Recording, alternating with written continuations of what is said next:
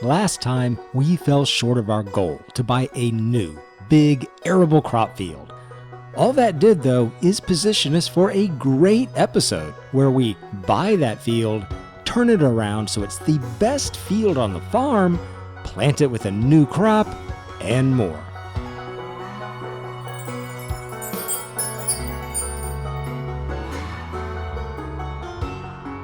It's February morning, and we waited from January to sell our silage until the price went up. But it hasn't moved at all.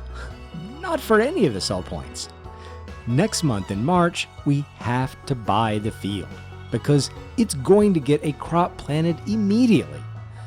I want the most for the silage, and we can wait to see if it'll go up more, so we'll sell some trees while we wait. We were a little short of buying the field even with the silage, and we sold everything else of value in the last episode. So the trees are our only option. I'll also say that with the log trailer and the tape measure mod, it's quick, enjoyable, and a great source of revenue. So let's get after it.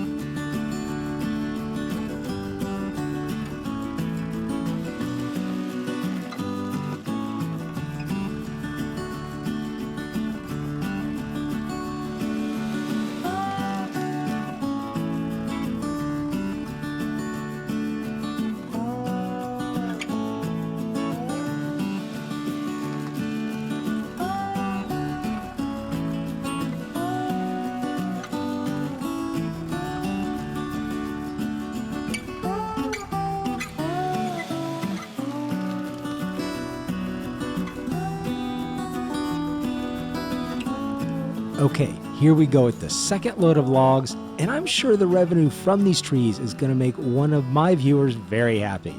I've gotten a lot of great comments about forestry work on the farm. They apparently are a big fan of making money from wood.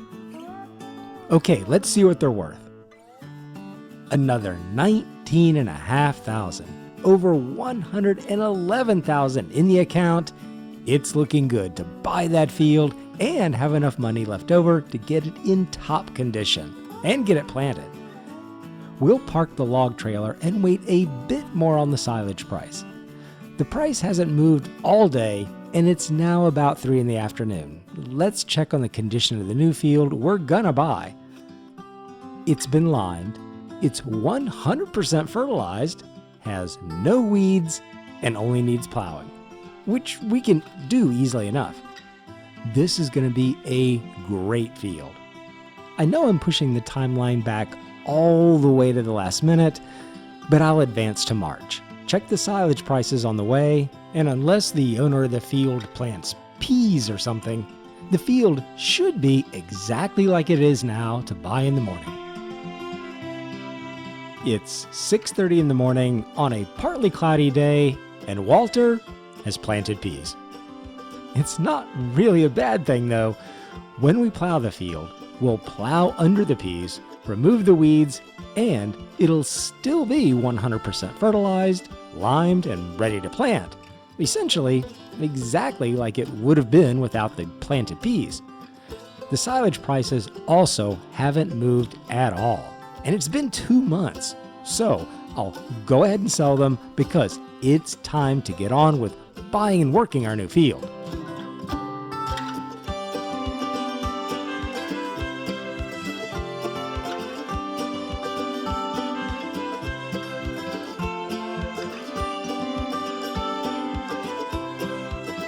Over $153,000, plenty for the field, and some left over to get it prepped and planted.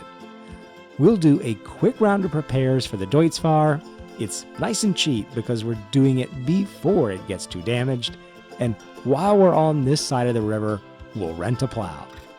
The field needs plowing, and the plow will also remove the weeds, but I'm torn between the bigger 4.2 meter working width, which is $2,500, and the smaller 2.5 width, which is much cheaper at around $800. I think I'll go for the smaller, cheaper one, and we can use the extra money to further improve the field. I can just hook that onto the front and get it back. Okay, let's park the auto stacker into our trailer area. I'm glad I left a little space between the mushroom house and the shed. It's turned out to be a nice spot.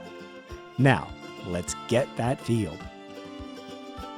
Field 36, about 118,000, we own another big field.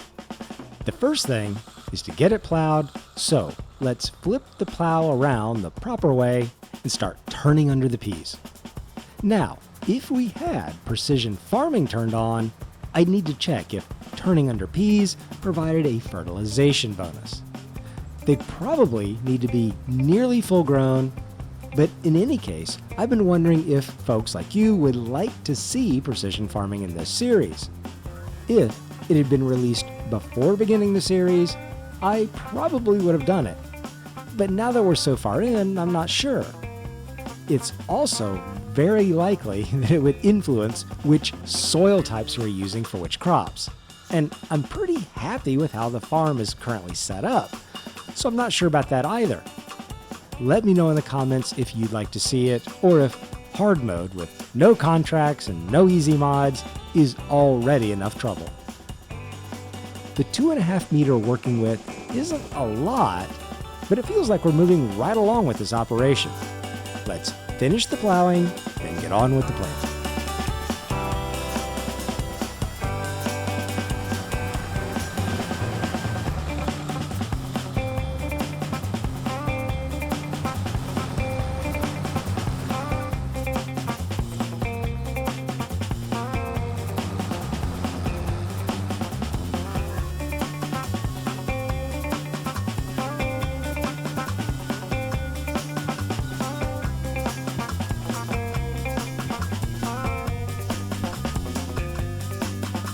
All right, we're on the last bit, and I know I've said it before, but I enjoy the plowing for some reason. It just feels so satisfying. The only drawback to the plowing is that it leaves small stones behind. But with the money we saved from renting the smaller plow, I plan to rent a seed roller, which will push the stones back into the ground, safely out of the way, and also give us a little 2.5% extra yield bonus. It's not much, but it's something. Now, for the planting, we're planting oats. The oats will mature very quickly and will have enough time in the year to plant a second crop of wheat or barley, maybe even canola. What I'm thinking is this. This field and the two next to it are big, open, and flat. What I could do is plant canola in all the fields, then buy and place an oil mill. It would easily fit in any of the flat areas, and we could turn all that canola into oil. On top of that, I'd even consider buying several beehives to increase the canola yield and produce a small amount of honey. Honey production has been really reduced here in FS25, but if we buy several, it might all add up. That's kind of the big picture for buying the fields in this area, and I believe with all that canola and oil production, it would be a nice revenue maker for the farm. But first things first, and right now, we're planting oats.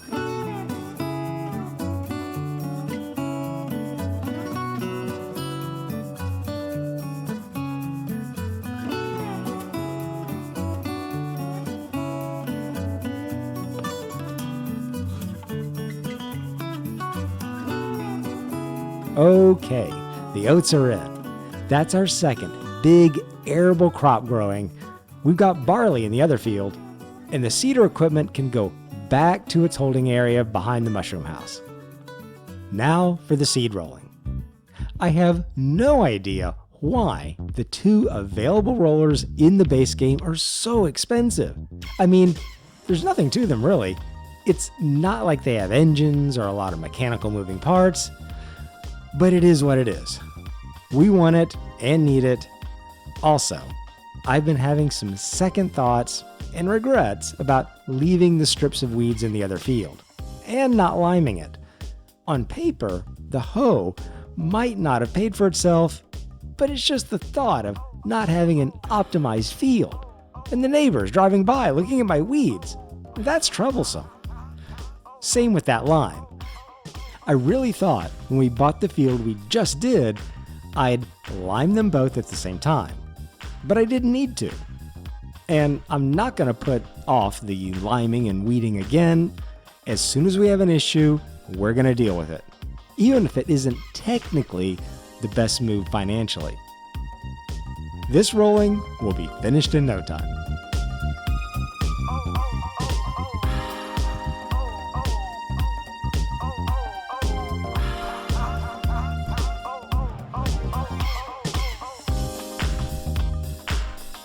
Okay, super quick, 97% yield bonus, no stones. It's looking very good indeed. If we take a peek in on the goats, we can see our meadowgrass experiment was a complete success. The meadowgrass has regrown back to 100% in just 1 month of March. So what we can do is remove our grass bales and set them off to the side. With any luck, when the baled grass in the trough is gone, the naturally grown meadowgrass will refill each month and keep our goats completely supplied through the rest of the spring, summer, and early fall. We'll also top them off with water.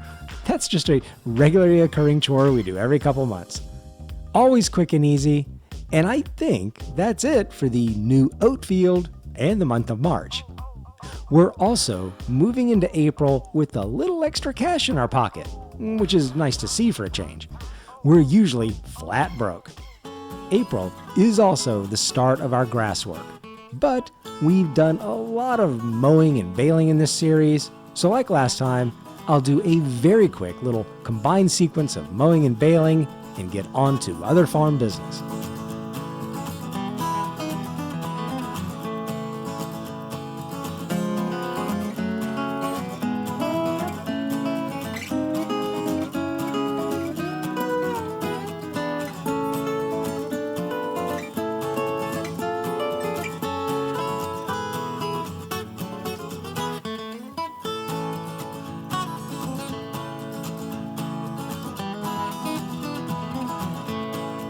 All right, that's like baling up rolls of cash. There's an easy $36,000 in bales sitting on the fields, or at least it will be $36,000 once we get it picked up and wrapped for silage. So we'll do that. Same thing as the mowing and baling, and get it all picked up with the auto stacker and wrapped for silage.